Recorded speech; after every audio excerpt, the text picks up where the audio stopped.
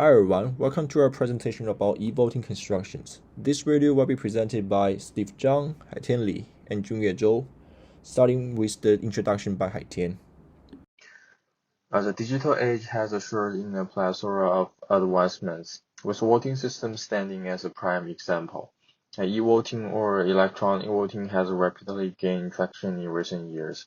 However, like many technological innovations, it's not without its challenges. For most among this is the imperative to guarantee voter anonymity, even post-casting their votes. And our research delves into this critical aspect, spotlighting tally privacy, ballot privacy, and voter privacy. To grasp the intricacies of e-voting, it's essential to first delineate its framework. At its core, e-voting embodies the utilization of electronic mechanism to both cast and tally votes. And the tally privacy is ensure the vote count remain undisclosed until the official announcement. And the ballot privacy is about the protection of each individual's ballot content, and the voter privacy is guarantee the anonymity of voters. As our exploration progresses, this foundational concept will guide our analysis. The first system we have chosen to examine is Civitas, one of the earliest e-voting systems, introduced in 2005. It comprised 4 types of agents: the supervisor, who oversees the elections and specifies the ballot design; the registrar, who authorizes voters; the registration teller, who generates private credentials for users; and the tabulation tellers, who tally the votes. The initial stage is the setup stage, where the registrar assigns 2 public keys to each voter: the registration key, employing the RSA algorithms, and the destination keys utilizing algorithm encryptions. Following is the voting phase, where voters register to obtain their private credentials. Here, an AES section is initiated. The registration teller authenticates a voter using the registration key, then applies algorithm encryptions to the voter's destination key to generate and store a set of private credentials for each voter. To cast the votes, these private credentials are paired with the vote choice. This vote package is then delivered to the ballot box to be processed later by the tabulation teller. In the tabulation phase, the tabulation teller is tasked with retrieving data, verifying proofs, eliminating duplicates, and performing decryptions and anonymizations. A mixed network is employed for anonymizing submitting votes, with each teller in the network executing 2 permutations. After outlining the basic structure, let's assess the privacy of the Civitas. Regarding tally privacy, voters are grouped into virtual blocks, with the tally for each block computed independently and the block result made public. Additionally, in the tabulation phase, the well formulas of each vote is checked. While these procedures can ensure tally privacy to some extent, the public nature of the block results raised concern about the effectiveness. Next, the use of mixed network effectively anonymizes votes and credentials, ensuring substantial ballot privacy. Lastly, voter privacy is robustly maintained in the voting phase, which includes the use of 2 keys. Since each registration teller stores a share of the private credentials, an adversary will need to collude with all registration tellers to retrieve the private credentials. Furthermore, Civitas is the first voting system to satisfy coercion resistance. Voters can provide a fake credentials that is indistinguishable from official credentials to a coercer, who can never know whether the real or fake credentials is provided. In general, we observe that Civitas nicely addressed these privacy issues. However, the developments of Civitas conclude in the experimental stage. Next, we will introduce 2 other modern systems that have been applied in the industry and explore how current e-voting systems operate in the real life. Helios Voting is an open-source web-based electronic voting system. A user can vote in elections and user can create elections. Anyone can cast a ballot, and however, for the final vote to be counted, the voter's identification must be verified.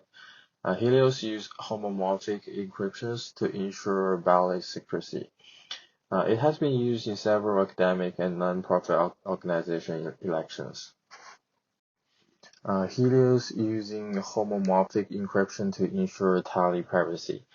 And this encryption method allowed calculation to be performed on encrypted data without the need to decrypt it first. And this means that all ballot can be summed without knowing the specific of each ballot. And the summed results are only decrypted when the polls are closed, and the result need to be announced. There's an end-to-end encryption used by Helios, and when voters cast their ballot are encrypted on their device before being sent to the server.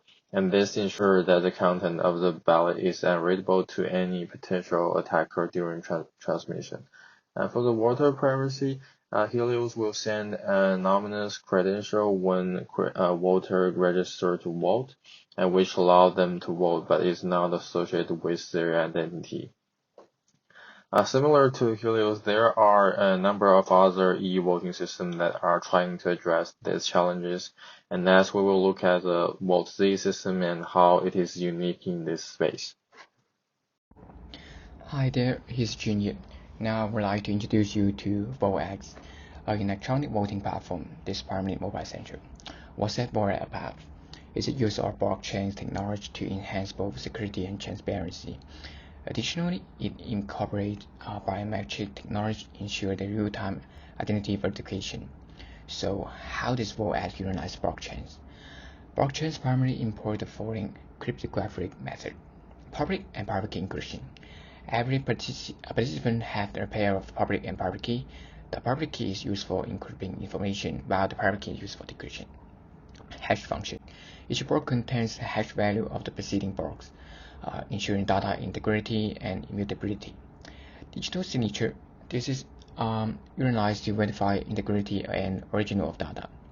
Consensus algorithms such as proof of work and proof of stake, which are essential for transaction verification and additional of new blocks. Return to the vote as is a public ledger record each vote, associating it with individual voters, thereby creating a permanent and immutable record. Malicious activity are evident or ratified with the consensus, ensuring voting integrity. Proceeding further, I aim to provide an analytical perspective of VoteX performance in terms of privacy dimension. Starting with the tally privacy.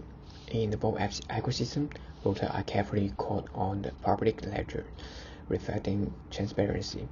The inherent decentralized architecture of the blockchain acts as a deterrent to potential adversary attacks, thereby maintaining the integrity of the tally. Transitioning to ballot privacy, while every vote are visible and accessible, they are encrypted, ensuring the sanity of the voter detail. Finally, we come to the voter privacy. In VoteX, voters are hidden behind an echo encryption key. This provides voters with greater privacy than the traditional method, reducing the potential voter suspicion. As we wrap up discussion, let's recap the essence of our exploration. We have dived into the world of e-voting, spotlighting platforms like VoteX, Helios, and Civitas. These systems, with their advanced encryption and technology, hint at the future of voting. Looking ahead, we are planning to dive deeper into these systems and introduce another system called iVote, which is Australian-based, into our research mix. While we will be comparing features, our true aim is to understand the strengths and challenge that each platform offers. We will include comparisons and critical analysis among these systems in the final report. So that's all for our presentation, and here is the reference list. Thanks for listening.